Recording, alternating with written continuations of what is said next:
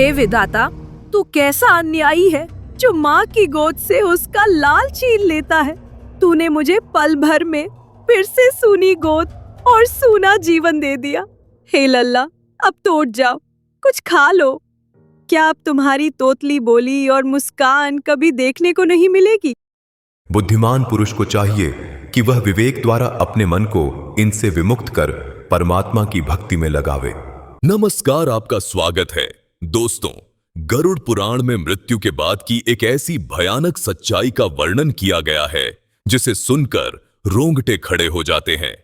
कई लोगों के मन में मृत्यु से जुड़े कुछ प्रश्न जरूर उठते होंगे कि छोटे बालकों की अकाल मृत्यु क्यों हो जाती है? क्यों माता पिता को अपने छोटे बच्चों को खोना पड़ता है? किस पाप के कारण छोटे बच्चों की मौत हो जाती है? इसके पीछे उनके कौन से कर्म होते हैं? इस विषय में भगवान श्री कृष्ण ने गरुड़ जी को बहुत महत्वपूर्ण कथा सुनाई है। इस कथा में जो रहस्य बताया गया है उसे सुनकर आपके भी रोंगटे खड़े हो जाएंगे। तो चलिए मित्रों, बिना देरी किए आपको सुनाते हैं वह कथा। दोस्तों, एक समय की बात है, गरुड़ जी ने भगवान श्री कृष्ण से प्रश्न किया है, हे प्रभु, आपने ही तो कहा है कि प्रत्येक प्राणी अपने जीवन में किए गए कर्मों के अनुसार ही सुख या दुख भोगता है। यह विधान शाश्वत है और मेरी बुद्धि इसे सहज स्वीकार करती है। किंतु हे मधुसूदन, मेरा हृदय एक गहन प्रश्न से व्याकुल है जिसकी पहेली मेरी समझ से परे है। ये जो नन्हे बालक जो अभी संसार के नियमों से अनभिज्ञ हैं, जिन्हें धर्म अधर्म का ज्ञान भी नहीं होता, जो पाप पुण्य की अवधारणा से सर्वथा अपरिचित हैं, आखिर असमय ही काल के क्रूर ग्रास क्यों बन जाते हैं? इन निर्दोष शिशुओं की अल्पायु में मृत्यु का क्या रहस्य है? क्या उनके जन्म से पूर्व के कोई कर्म इस परिणाम का कारण बनते हैं, या इसके पीछे कोई और गूढ़ दैवीय विधान छिपा है? और हे जगदीश्वर, मृत्यु के उपरांत क्या बालक की वह पवित्र आत्मा अपने उन माता पिता को पहचान पाती है जिन्हें वह इस पृथ्वी पर छोड़कर आई है? क्या वह आत्मा अपने माता पिता के प्रति किसी प्रकार का स्नेह या विरह अनुभव करती है? और सबसे महत्वपूर्ण, हे दीनानाथ, क्या वह सूक्ष्म आत्मा अपने उन माता पिता से या इस संसार से किसी प्रकार की कामना करती है? क्या उसकी कोई अधूरी इच्छा, कोई अनकहा संदेश होता है जो वह व्यक्त करना चाहती है? कृपा कर, हे योगेश्वर, इस दुविधा का समाधान करें और मेरी जिज्ञासा शांत करें। उत्तर में भगवान श्री कृष्ण मुस्कुराते हुए बोले, हे गरुड़, तुमने उत्तम प्रश्न किया है। छोटे बालकों की मृत्यु के पीछे उनके पिछले जन्म के कर्म जिम्मेदार होते हैं और उस बालक के माता पिता के कर्मों के फल स्वरूप उन्हें अपने पुत्र से वियोग का दुख सहना पड़ता है। इस विषय में मैं तुम्हें एक प्राचीन कथा सुनाता हूँ। इस कथा को सुनकर तुम्हें तुम्हारे सभी प्रश्नों के उत्तर मिल जाएंगे। जो भी मनुष्य इस कथा को ध्यान से पूरा सुनता है, उसके संतान की अकाल मृत्यु कभी नहीं होती है। गरुड़ जी कहते हैं, हे प्रभु, मैं इस कथा को ध्यान से सुनूंगा। आपके मुख इस कथा को सुनना बड़े सौभाग्य की बात है। फिर भगवान श्री कृष्ण गरुड़ जी को कथा सुनाना आरंभ करते हैं। हे गरुड़, प्राचीन काल में शूरसेन देश में राजा चित्रकेतु नाम के प्रतापी चक्रवर्ती सम्राट राज्य करते थे। उनके वैभवशाली राज्य में पृथ्वी स्वयं सभी को भरपूर अन्न रस प्रदान करती थी। राजा चित्रकेतु के महल में अनेकों रानियां थीं, किंतु दुर्भाग्यवश किसी से भी उन्हें संतान प्राप्त नहीं हुई। अपार धन संपत्ति, ऐश्वर्य और सौंदर्य से संपन्न होने पर भी संतानहीन होने के कारण राजा का हृदय उदास और अशांत रहता था।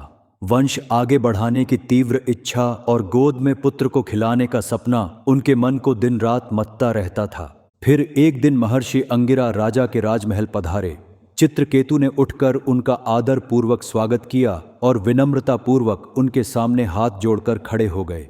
महर्षि अंगिरा ने कुशल क्षेम पूछते हुए कहा, हे राजन, आशा है तुम अपने मंत्री, मित्र, कोष, सेना और प्रजा सहित सुखी हो।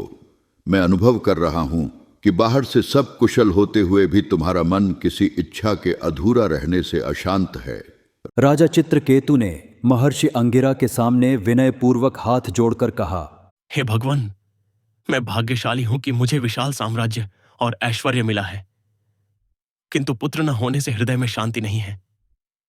जैसे भूखे को अन्न के सिवा कुछ नहीं सुहाता, वैसे ही मुझे बाकी सब निरर्थक लगने लगा है। कृपा करके मुझे संतान का वरदान दे, ताकि मेरा वंश आगे बढ़े और मेरे पितरों को पिंडदान मिल सके। राजा की विनम्र प्रार्थना सुनकर महर्षि अंगिरा ने धीरज भरे स्वर में समझाया कि पुत्र प्राप्ति का सुख भी क्षणिक है और कई बार संतान होना न होने से भी बड़ा दुख ले आता है। उन्होंने कहा, हे राजन, जिस प्रकार संतानहीन लोग दुखी रहते हैं, वैसे ही जिन्हें पुत्र है वे भी मोहवश कम पीड़ा नहीं भोगते। जो भी हो रहा है वह ईश्वर की इच्छा से हो रहा है। फिर भी यदि तुम अपने भाग्य को बदलना ही चाहते हो तो प्रयास कर देखो, परंतु स्मरण रहे, जो भी क्षण भर का सुख मिलेगा अंत में वही बड़ा दुख बनकर लौटेगा। महर्षि की बातों में भविष्य की चेतावनी छुपी थी, पर संतानों की चाह में व्याकुल चित्रकेतु ने दृढ़ स्वर में उत्तर दिया, महाराज, पुत्र के लिए मैं कितने भी दुख झेलने को तैयार हूं। मुझ पर कृपा करके बस एक पुत्र का मुख दिखा दीजिए। राजा के हठपूर्ण आग्रह पर अंततः महर्षि अंगिरा को दया आ गई। महर्षि अंगिरा ने कहा, हे राजन, तुम्हें पुत्र प्राप्ति के लिए पुत्रेष्ट यज्ञ का आयोजन करना होगा। इस यज्ञ के समापन के बाद जो द्रव्य उत्पन्न होगा उसी से तुम्हें संतान सुख प्राप्त होगा। राजा चित्रकेतु ने हर्ष से महर्षि अंगिरा को प्रणाम किया और यज्ञ का आयोजन करने का निर्णय लिया। फिर महर्षि अंगिरा ने दिव्य मंत्रों के उच्चारण के साथ भव्य यज्ञ आरंभ किया। इस भव्य यज्ञ में अनेक ऋषि मुनि पधारे थे, जिन्होंने श्रद्धा से अनुष्ठान किया और वह महान यज्ञ संपन्न हुआ, जिससे समस्त देवता और ऋषि प्रसन्न हुए। महर्षि अंगिरा ने राजा की प्रिय रानी को प्रसाद स्वरूप दिव्य पेय प्रदान किया। रानी कृतद्युति ने श्रद्धा से वह प्रसाद ग्रहण किया। फिर अंगिरा ऋषि वरदान देते हुए बोले, हे देवी, तुम्हें एक ऐसा पुत्र होगा जो तुम्हें हर्ष और शोक दोनों देगा। पुत्र प्राप्त करके तुम्हें सुख तो अवश्य मिलेगा, किंतु वही पुत्र तुम्हें दुख भी प्रदान करेगा। यह रहस्यमयी आशीर्वाद देकर महर्षि अंगिरा वहां से विदा हो गए। ऋषि के जाने के बाद आशान्वित राजा ने बड़े उत्साह से भविष्य की योजनाएं बनानी शुरू कर दी। ऋषि के आशीर्वाद और राजा के सौभाग्य से कुछ ही समय में रानी कृतद्युति गर्भवती हुई और ठीक समय पर उन्होंने एक अति सुंदर पुत्र को जन्म दिया। पुत्र जन्म की शुभ सूचना मिलते ही पूरे राज्य में आनंद की लहर दौड़ गई। महाराज चित्रकेतु की प्रसन्नता का ठिकाना न रहा। महलों में खुशी और उत्सव का वातावरण छा गया। नगाड़े बजाए गए, प्रजा में मिठाइयां बंटी, ब्राह्मणों को दान दिए गए और राजकुमार के जन्मोत्सव के संस्कार विधिपूर्वक संपन्न हुए। वर्षों से तड़पते हृदय की मनोकामना पूर्ण होने पर राजा चित्रकेतु परम सुख का अनुभव कर रहे थे। नवजात राजकुमार के आगमन के साथ ही चित्रकेतु अपने समस्त कर्तव्यों को भूलकर मानो पुत्रमय हो गए। वह राजकुमार और उसकी माता कृतद्युति के स्नेह में ऐसे डूबे कि राज्य प्रशासन के कार्यों में भी पहले जैसी रुचि नहीं रही। सारा दिन राजा उसी कक्ष में समय बिताना पसंद करते जहां रानी कृतद्युति अपने पुत्र को लेकर रहती थीं। नन्हे शिशु की तोतली मुस्कान, कोमल स्पर्श और मधुर किलकारियां चित्रकेतु के हृदय को अपार आनंद से भर देती। राजा अपने हाथों से उसे खिलाते, गोद में उठाए महल में टहलते और पुत्र प्रेम में विभोर रहते। कृतद्युति भी अपने भाग्य को सराहती हुई मां बनने के सुख का रसास्वादन कर रही थीं। किंतु महल की दूसरी रानियों के हृदय में यह दृश्य विष की तरह असर कर रहा था। पहले से ही संतान सुख से वंचित रहने के कारण वे अंदर ही अंदर दुखी थीं। ऊपर से राजा को एक रानी और उसके पुत्र पर इतना अधिक स्नेह लुटाते देख उनकी ईर्ष्या दिन प्रतिदिन बढ़ने लगी। चित्रकेतु अब अन्य रानियों को लगभग भूल ही चुके थे, जिससे उपेक्षित रानियों के मन में कृतद्युति और राजकुमार के प्रति द्वेष की अग्नि सुलग उठी। वे भीतर ही भीतर कृतद्युति से बैर रखने लगीं और उस अबोध शिशु को अपने मार्ग का कांटा समझने लगीं। जैसे जैसे राजा का प्रेम कृतद्युति और उनके पुत्र पर केंद्रित होता गया, वैसे वैसे दूसरी रानियों की बुद्धि ईर्ष्या में अंधी होती चली गई। कोई उपाय न सूझने पर अंततः उन्होंने एक भयानक पाप करने का निर्णय ले लिया। एक दिन महल की अन्य रानियों ने मिलकर मासूम राजकुमार को रास्ते से हटाने की योजना बना ली। जब अवसर मिला, वे छिपकर शिशु कक्ष में गईं और उस निरपराध बालक को दूध में झर मिलाकर पीने को दिया। उस नादान बालक ने बड़े ही प्रेम से माता के द्वारा दिए गए दूध को पी लिया। दूध पीते ही जहर का असर जल्द ही हुआ और नन्हा राजकुमार निष्प्राण होकर जमीन पर गिर पड़ा। अपराध करने के बाद अपराधिनों के मन में क्षण भर को कंपी छा गई, लेकिन जलन की अग्नि ने उस पश्चाताप को तुरंत भस्म कर दिया। अपनी कृतज्ञता को छिपाए रखने के लिए वे सामान्य बनी रहीं और प्रतीक्षा करने लगीं कि आगे क्या होता है। कुछ ही देर बाद जब शिशु बहुत देर तक सोता ही रहा, तो दूध पिलाने की चिंता से रानी कृतद्युति ने दासी को बुलाकर बालक को लाने का आदेश दिया। दासी ने बालक के कक्ष में देखा कि वह बालक जमीन पर पड़ा हुआ था। जब उस दासी ने पास जाकर देखा तो बच्चे की निस्पंद दशा देख घबरा गई और तुरंत सूचना दी कि राजकुमार कुछ प्रतिक्रिया नहीं दे रहा। कृतद्युति यह सुनते ही बदहवास सी भागी हुई अपने शिशु के पास पहुंची। सामने नन्हे बेटे का निश्चल शरीर देखते ही उनके पैरों तले जमीन खिसक गई। रानी ने कांपते हाथों से बच्चे को गोद में उठाया। उसका कोमल शरीर ठंडा पड़ चुका था और उसमें जीवन का कोई चिह्न शेष न था। यह हृदय विदारक दृश्य देखते ही माता की ममता चीत्कार बनकर फूट पड़ी। कृतद्युति की आंखों के तारे को किसी ने छीन लिया था। रानी हाहाकार करती हुई मूर्छित होकर भूमि पर गिर पड़ी और उनका देह बिछावन पर पड़े पुत्र के शव के ऊपर लुढ़क गया। उनके वस्त्र और आभूषण बिखर गए। केश फूलों से सजे थे जो संताप में उजड़कर बिखर गए थे। रानी के करुण विलाप की ध्वनि समूचे महल में फैल गई। उनकी चीत्कार सुनकर दासियाओं, अंगरक्षक तथा अन्य रानियां भी वहां दौड़ी चली आईं। जिन्होंने यह पाप कर्म किया था, वे भी बनावटी आंसू लिए दिखावे के लिए जोर जोर से रोने लगीं, मानो उन्हें भी अति दुख हुआ हो। महल में हाहाकार मच गया। सेवकों ने तुरंत राजा को संदेश भिजवाया कि राजकुमार अचेत अवस्था में है। यह सुनते ही पुत्र प्रेम में डूबे चित्रकेतु के हाथ पांव ठिठक गए। उन्हें अनिष्ट की आशंका होने लगी। राजा बदहवास होकर दौड़ते हुए रानी कृतद्युति के कक्ष में पहुंचे। वहां का दृश्य देखकर उनका कंठ सूख गया। रानी कृतद्युति मूर्छा की अवस्था में जमीन पर पड़ी थीं और उनका लाडला पुत्र बिस्तर पर निर्जीव लेटा था। पुत्र की यह दशा देखते ही राजा का कलेजा फट पड़ा। उन्होंने चीखकर अपने नन्हे बेटे को पुकारा और आगे बढ़कर उसके निर्जीव शरीर से लिपट गए। यह क्या हो गया? वे दहाड़े मारकर रोने लगे। अपार शोक के कारण राजा भी चेतना खो बैठे और बालक को सीने से लगाए वहीं गिर पड़े। इस तरह राजा, रानी और पूरा राज्य गहरे शोक विषाद में डूब गया। महल में रानी कृतद्युति ने होश में आते ही पुनः विलाप आरंभ कर दिया। वह छाती पीट पीट कर रुदन कर रही थीं। हे विधाता, तू कैसा अन्यायी है जो माँ की गोद से उसका लाल छीन लेता है। तूने मुझे पल भर में फिर से सूनी गोद और सूना जीवन दे दिया। इतने दिनों बाद मेरा अंधेरा जीवन रोशन हुआ था, पर तूने वह चिराग ही बुझा दिया। मेरी गोद फिर खाली हो गई। अब मैं किसको अपने हृदय से लगाऊंगी? मेरे लाल, तुम मुझे अनाथ करके कहाँ चले गए? उठो बेटा, देखो तुम्हारे पिताजी तुम्हें जगाने आए हैं। तुम्हारे बिना हम घोर अंधकार में डूब गए हैं। हे लल्ला, अब तो उठ जाओ, कुछ खा लो। क्या अब तुम्हारी तोतली बोली और मुस्कान कभी देखने को नहीं मिलेगी? मां की करुण आवाज सुनकर वहां उपस्थित हर व्यक्ति की आंखों से आंसू बह रहे थे।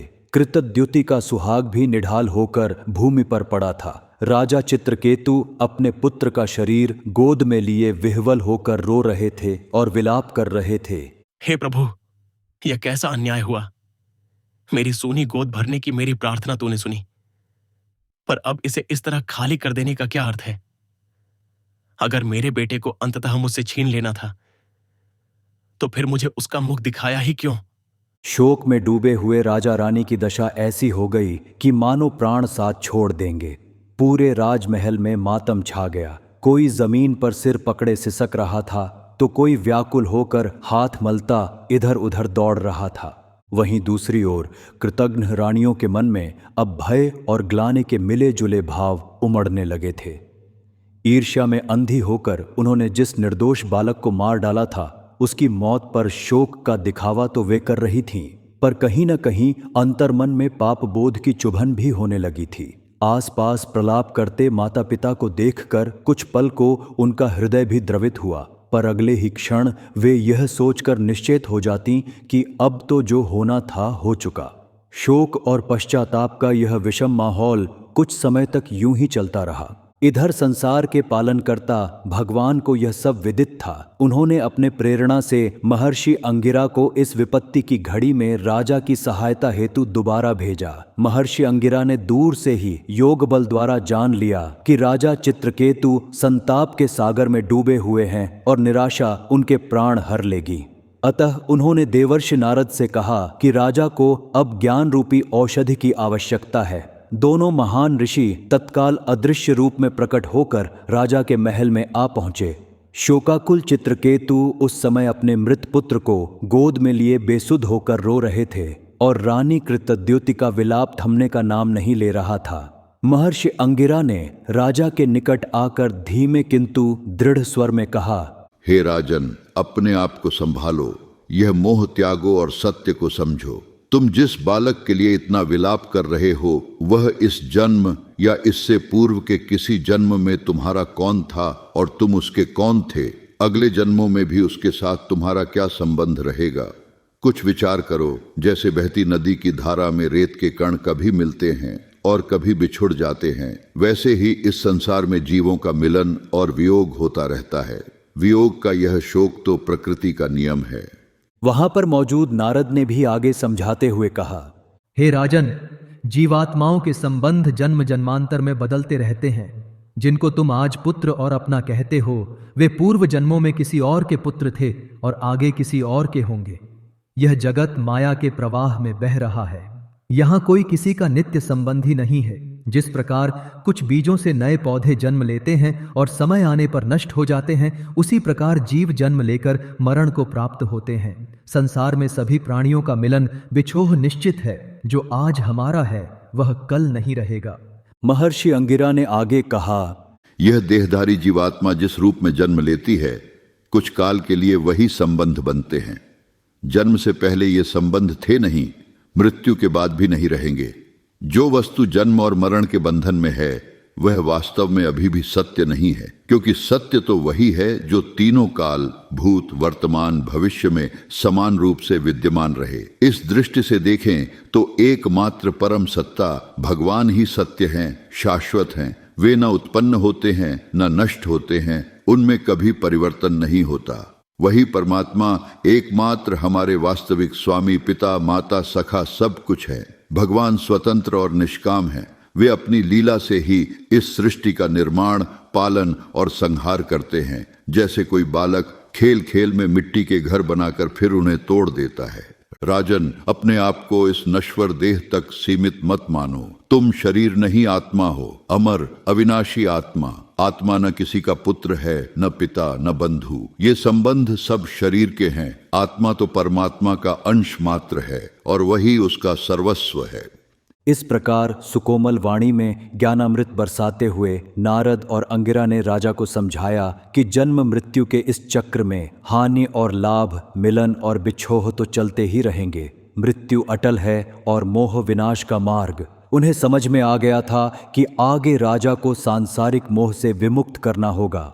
नारद और अंगिरा ऋषि ने मिलकर राजा चित्रकेतु को आत्मा परमात्मा का तत्व ज्ञान देकर सांत्वना दी। नारद जी ने राजा को समझाया कि जिनके लिए तुम शोक कर रहे हो, वास्तव में न तुम उनके स्वामी हो, न वे तुम्हारी संपत्ति। सब प्राणी केवल भगवान की ही संतान हैं और उन्हीं के अधीन हैं। नारद जी के ये शब्द सुनकर राजा चित्रकेतु का संतप्त हृदय थोड़ा शांत हुआ। उन्होंने अश्रुपूर्ण नेत्रों को पोंछा और दोनों महान ऋषियों को ध्यान से देखकर बोझिल स्वर में पूछा, हे महामुनियों, आप लोग कौन हैं? निश्चित ही आप ब्रह्मज्ञानी महापुरुष हैं, जो मुझ अज्ञानी पर कृपा करने यहां पधारे हैं। आपके दर्शन से ही मन को शांति मिलने लगी है। कृपया अपने श्रीमुख से और उपदेश देकर मेरे अज्ञान के अंधकार को दूर कीजिए। राजा के विनीत वचन सुनकर महर्षि अंगिरा ने मधुर मुस्कान के साथ कहा, राजन, मैंने कुछ समय पूर्व तुम्हारे द्वार पर आया था और तुम्हारी प्रार्थना पर तुम्हें पुत्र का वरदान देकर गया था। उस समय तुम्हारे मन में पुत्र का तीव्र आग्रह था, इसलिए मैंने तुम्हें ज्ञान न देकर पुत्र दे दिया। अब जब हमने देखा कि वही पुत्र तुम्हारे लिए घोर शोक का कारण बन गया है और तुम अज्ञान के अंधकार में डूब रहे हो, तो हम तुम्हें सच्चा ज्ञान देने और उपकार करने पुनः आए हैं।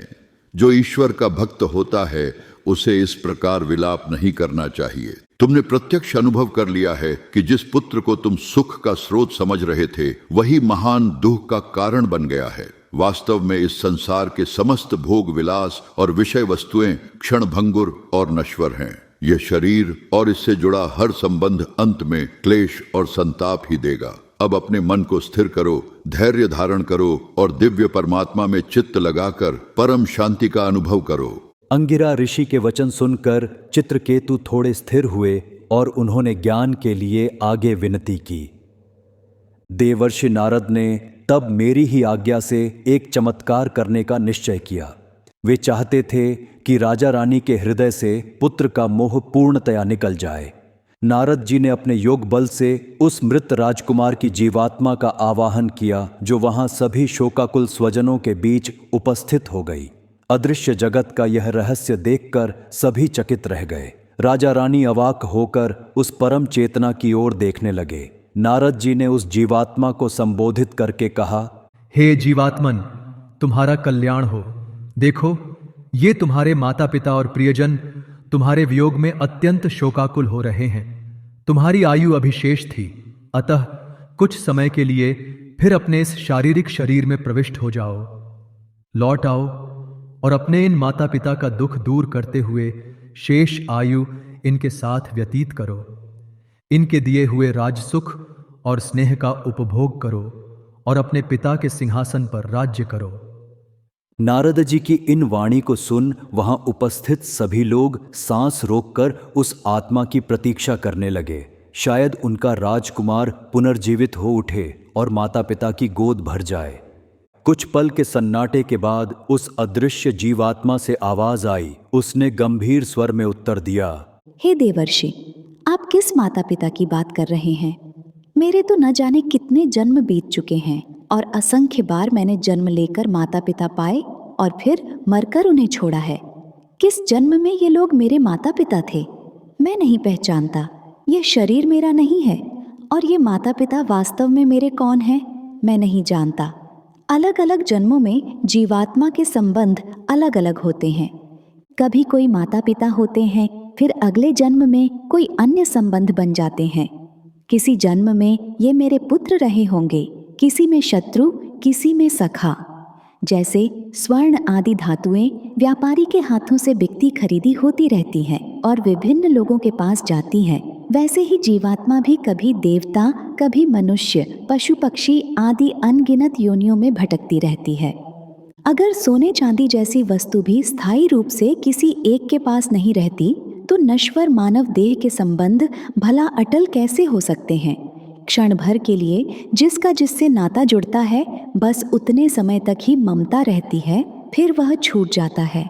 जहाँ तक मुझे जानते हैं, मैं नित्य हूँ, अविनाशी हूँ, आत्मस्वरूप हूँ। मेरी कोई एक माता या पिता नहीं है। मुझ आत्मा का तो परमात्मा ही मात्र सत्य संबंध है। आत्मा शाश्वत है, स्वयं प्रकाश रूप है, निरपेक्ष है और गुण दोष से सदा परे है।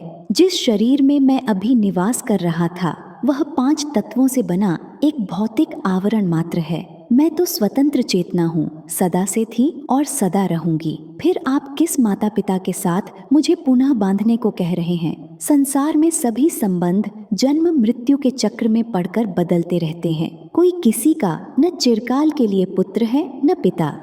हे गरुड़, उस आत्मा के मुख से यह कठोर यथार्थ सुनकर वहां खड़े सभी लोग अचंभित रह गए। राजा रानी का शोक और ममत्व मानो काट दिया गया हो। जिस पुत्र के लिए वे प्राण त्यागने पर उतारू थे, वह आत्मा स्वयं उन्हें पहचानने से इनकार कर रही थी।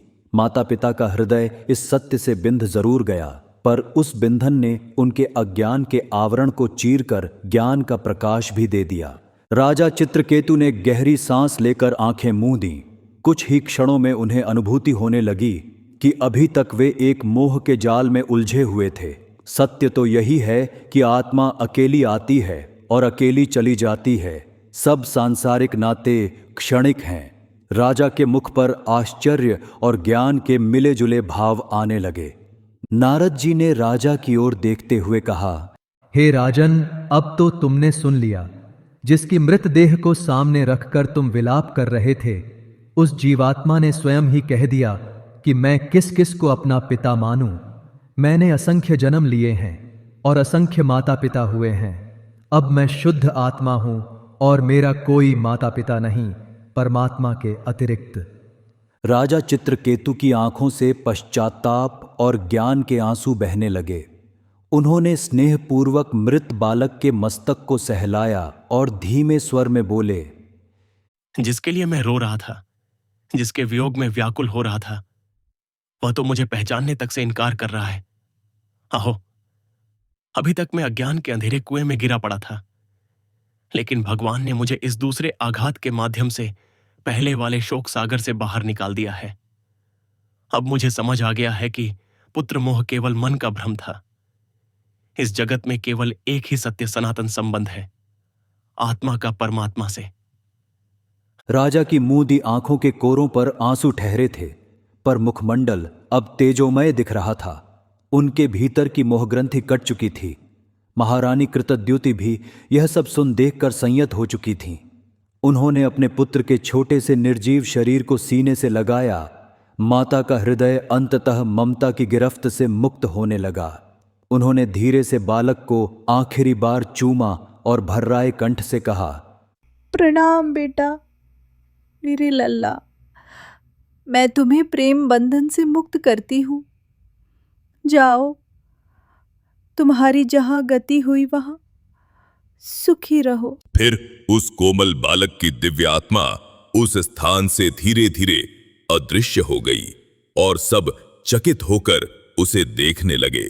फिर रानी ने उस नन्हे पार्थिव शरीर को भूमि पर पवित्र कुशासन पर लिटा दिया और हाथ जोड़कर आंखें बंद कर लीं। आत्मज्ञान का प्रकाश राजा और रानी दोनों के हृदय में फैल चुका था। राजमहल के समस्त स्त्री पुरुष यह अद्भुत घटना देख सुन रहे थे। उनके लिए भी यह अलौकिक शिक्षण था। अब तक जिन रानियों ने ईर्ष्यावश बालक को विष दिया था, वे पाप से लज्जित होकर सिहर उठीं। आत्मा के वचन सुनकर उनके हृदय भी पछतावे से भर गए। कुछ ने फूट फूट कर अपने अपराध स्वीकार किए और क्षमा की भीख मांगी। पर राजा चित्रकेतु अब शांत और गंभीर थे, मानो उनके भीतर क्षमा और वैराग्य की सरिता उमड़ आई हो।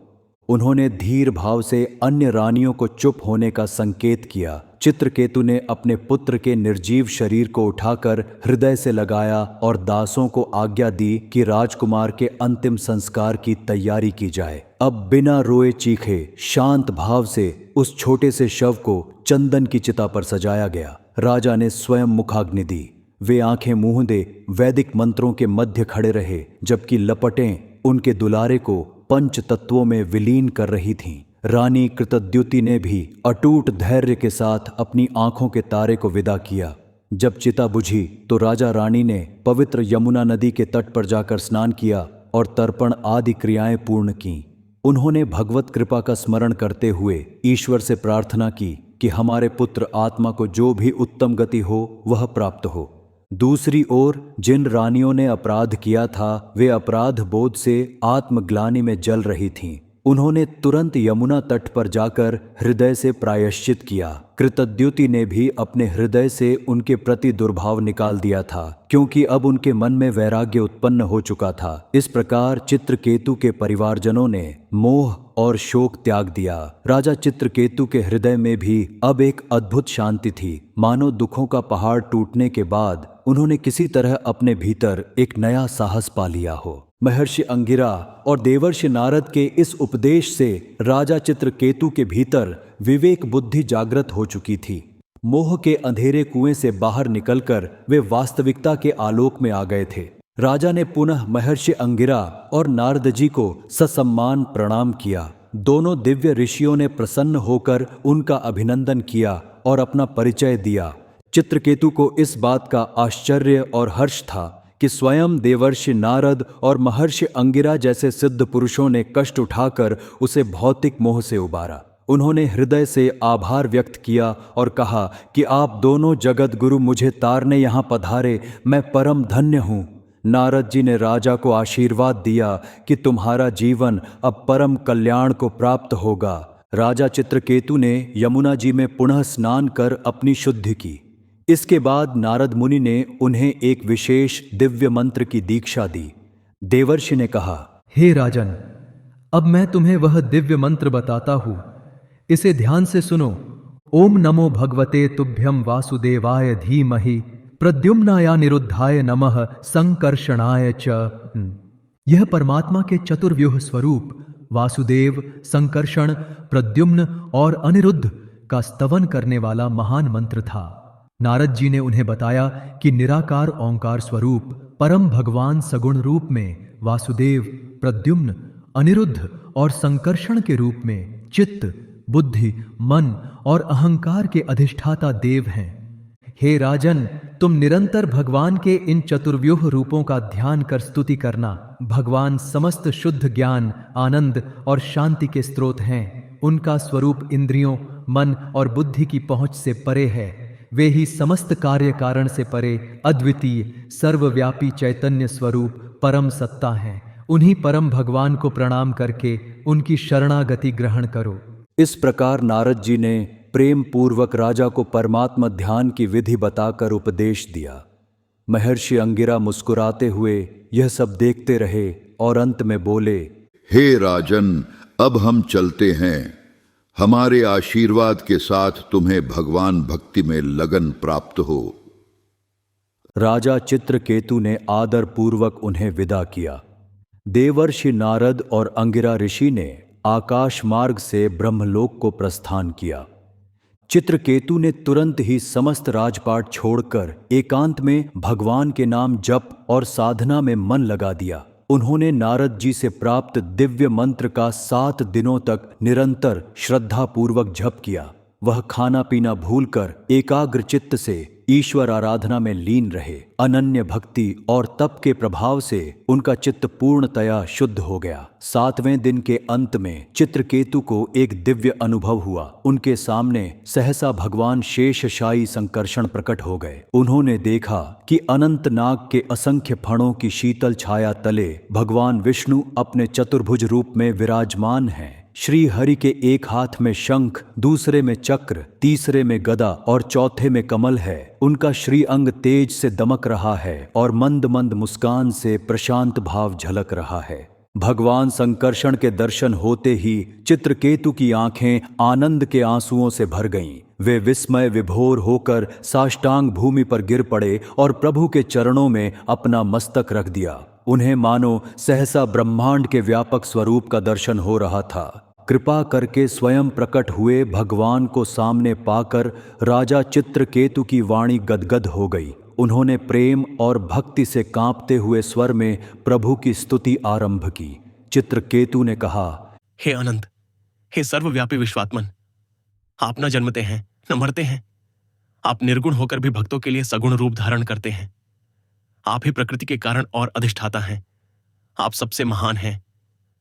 जगत में जो भी चमक रहा है वह आपके तेज का एक अंश मात्र है। आप मायातीत निर्मल ज्ञान स्वरूप हैं। मैं आपको बार बार प्रणाम करता हूं। इस प्रकार चित्रकेतु ने हृदय से और भक्ति भाव से भगवान की महिमा गाते हुए उन्हें नमस्कार किया। उनकी स्तुति सुनकर प्रसन्न होकर भगवान शेषशायी संकर्षण ने मधुर वाणी में कहा, हे चित्रकेतु, देवर्षि नारद और महर्षि अंगिरा ने तुम्हें मेरे संबंध में जिस विद्या का उपदेश दिया था उसके सेवन से तथा मेरे दर्शन से तुम पूर्ण सिद्धि को प्राप्त हो चुके हो। तुमने भौतिक संसार के सत्य असत्य को जान लिया है और तुम्हारे हृदय में अब परमात्मा साक्षात्कार का प्रकाश जगमगा रहा है। मैं ही समस्त भूतों में आत्मा बनकर विराजमान हूं और मैं ही उनका सृजनकर्ता और पालनकर्ता भी हूं। जगत का संपूर्ण दृश्य मेरे दिव्य स्वप्न के समान है। जिस प्रकार स्वप्न में जीव अनेक भोग अपने मन में देखता है और जागने पर समझता है कि वह सब असत्य था, वैसे ही इस विश्व के प्रपंच भी मेरी माया से उत्पन्न होकर असत्य हैं। जो परम तत्व को नहीं जानता वह स्वयं को स्वतंत्र मानकर जन्म मरण के चक्र में पिसता रहता है। यह मनुष्य जन्म अत्यंत दुर्लभ है। जो इस जीवन में भी आत्म परमात्मा के स्वरूप को नहीं जान पाता उसे किसी योनि में शांति नहीं मिलती। संसार के सुख दुख स्वप्नवत और क्षणभंगुर हैं। इनके पीछे भागना व्यर्थ है। बुद्धिमान पुरुष को चाहिए कि वह विवेक द्वारा अपने मन को इनसे विमुक्त कर परमात्मा की भक्ति में लगावे। हे राजन, कर्मों के चक्र में फंसकर प्राणी व्यर्थ ही दुख उठाता है। सुख की कामना से किए कर्म भी अंत में दुहक ही लाते हैं। इसलिए तू संसार के प्रपंच से निर्लिप्त होकर मेरे में चित्त लगा और भक्ति भाव से परम शांति को प्राप्त हो जा। यदि तुमने मेरे इन उपदेशों को श्रद्धा से हृदय में धारण कर लिया तो तुम जल्दी ही पूर्ण ज्ञान और विज्ञान से युक्त होकर सिद्धि प्राप्त कर लोगे। इस प्रकार भगवान संकर्षण ने परम आत्म तत्व का उपदेश देकर राजा चित्रकेतु को अनुग्रह किया। अपनी करुणा और आशीर्वचन देकर जगत गुरु भगवान श्री हरि ने अंतर्धान हो जाना चाहा। चित्रकेतु हाथ जोड़कर भगवान के चरणों में गिर पड़े और अश्रुपूर्ण नेत्रों से बोले, हे प्रभु, मेरे स्वामी, आपका अनुग्रह मैं जीवन भर नहीं भुला पाऊंगा। आपने मेरी आंखें खोल दी। अब कृपा कर मुझे अपनी शरण में रहने का आशीर्वाद दें। भगवान विष्णु मंद स्मित के साथ अंतर्धान हो गए। जब उनका रूप दृष्टि से ओझल हो गया तो चित्रकेतु देर तक उसी दिशा में नतमस्तक होकर उन्हें प्रणाम करते रहे। वह क्षण जीवन का सबसे महान क्षण था। उस समय चित्रकेतु के भीतर अपार शांति और आनंद का अनुभव हो रहा था। भगवान के दर्शन के पश्चात चित्रकेतु पहले की भांति राजा नहीं रहे। वे अब योगी के समान विरक्त और प्रभु भक्त हो चुके थे। परमात्म दर्शन के प्रसाद स्वरूप उन्हें एक दिव्य विमान भी प्राप्त हुआ था। अब चित्रकेतु लौकिक बंधनों से मुक्त थे और उन्होंने अपना शेष जीवन भगवान के गुणगान और विचरण में बिताने का निश्चय किया। कुछ ही समय में उन्हें देवलोक में विधिवत विद्याधरों का अधिपति नियुक्त किया गया। उन्होंने राजपाट का त्याग कर वैमानिक जीवन अपना लिया। चित्त में भगवान का निरंतर ध्यान करते हुए चित्रकेतु उस प्रकाशमान विमाने पर आरूढ़ होकर मुक्त भाव से आकाश में विचरण करने लगे। कहते हैं कि करोड़ों वर्षों तक वे सुमेरु पर्वत की रमणीय घाटियों में विभिन्न लोकों में भ्रमण करते रहे। भगवान के प्रभाव से उनका शरीर सदैव तेजस्वी और शक्तिशाली बना रहा और उनकी इंद्रियां अक्षुण्ण रहीं। बड़े बड़े सिद्ध मुनि चारण उनकी स्तुति करते थे और विद्याधरों की स्त्रियां उनके समक्ष भगवान की लीलाओं का गान किया करती थीं।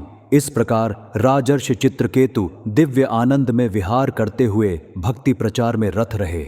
हे गरुड़, इस प्रकार से चित्रकेतु ने अपने पुत्र को खोकर संपूर्ण ज्ञान को प्राप्त किया। इस संसार में जो जन्म लेता है उसकी मृत्यु निश्चित है, किंतु आत्मा अमर है, वह कभी नहीं मरती। तो दोस्तों, इस प्रकार से भगवान श्री कृष्ण ने समस्त मनुष्य जाति को बहुत ही महत्वपूर्ण ज्ञान दिया है। उम्मीद है आपको यह कथा पसंद आई होगी। वीडियो को लाइक जरूर करें और कमेंट में जय श्री कृष्ण, जय श्री हरि अवश्य लिखें। साथ ही चैनल को सब्सक्राइब करें। आप सभी का धन्यवाद।